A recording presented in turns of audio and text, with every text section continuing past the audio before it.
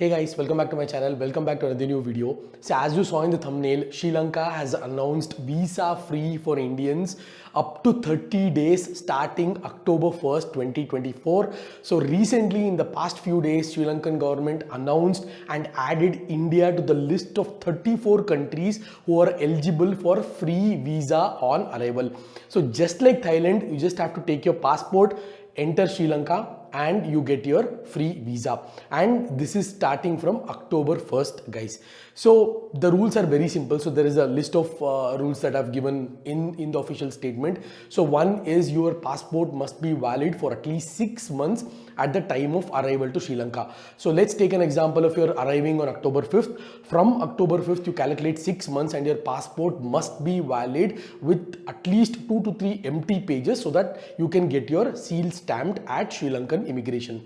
The second thing, there is no need for any e-visa or e-approval letter or any visa form. Nothing is required, guys. You just take your passport and go to Sri Lanka with a valid passport and you are pretty much it. So the third thing is you must carry sufficient funds to spend in Sri Lanka. So it's not like you go empty-handed by having a credit card or a debit card and then draw in Sri Lanka. Please don't do that. So try to carry a minimum amount of US dollars, how much you think will need to spend in Sri Lanka. For example, if you're going for 10 days, just assume you carry about 100 US dollars or 150 US dollars and you can go to Sri Lanka and then exchange those 150 or 100 US dollars into Sri Lankan rupiah. So you will not get, as far as I know, at least in Bangalore, you will not get Sri Lankan rupiah. You don't get that currency in Bangalore. So the only option you have is actually go to Sri Lanka and then exchange US dollars for the Sri Lankan local currency. So that is one thing. And the fourth and the most important thing out of all this is you must have a valid return ticket out of Sri Lanka. Now let me give this a very similar scenario where most of you would like to know about this. So let's say you're going from Bangalore to Colombo. So I live in Bangalore, so I'll take Bangalore as an example. So Bangalore to Colombo has a very frequency of flights. Even Chennai to Colombo, even the flights are even more cheaper when compared to Bangalore. But let's stick to Bangalore for this example. So let's say you're going from Bangalore to Colombo, the flight is around 10,000 rupees, and so let's say you're going from Colombo to Bangkok. There is also a huge frequency of flights from Colombo to Bangkok. Both the countries are visa free. So Sri Lankan authorities are not going to demand you a return ticket only back to India. You must have a valid return ticket, that is to either to Thailand or any other country with valid visa. In our example, Thailand is also visa free. So you can go from, let's say, Bangalore to Colombo for 5 days and Colombo to Bangkok and then Bangkok back to Bangalore. So this is something you can easily do, because even Malaysia you can club with this particular itinerary, because even Malaysia is visa free for Indians up to December and Thailand is visa free up to November and Sri Lankan visa free starting from October 1st. So do not forget to take return ticket on your journey, and I'll also try to make videos on your SIM card and how you can plan your 7-day or 8-day itinerary to Sri Lanka, which is a must visit in my opinion. It is a very beautiful place, guys. I've been there in the past and I've been to Sigiriya Rock in Kandy. I've trekked all the way up to Sigiriya Rock. It is a very beautiful place. It used to belong to King Kashyapa. You can learn a lot of history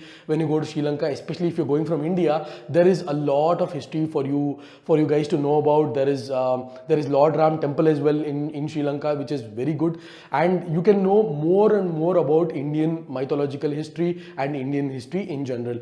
So this is a great news for Indians. If you're looking for somewhere like a weekend getaway, if you have a long weekend, if you want to club 2 more days, Sri Lanka is a very good and a perfect destination to travel, guys. So that's it. I mean, the video is very simple.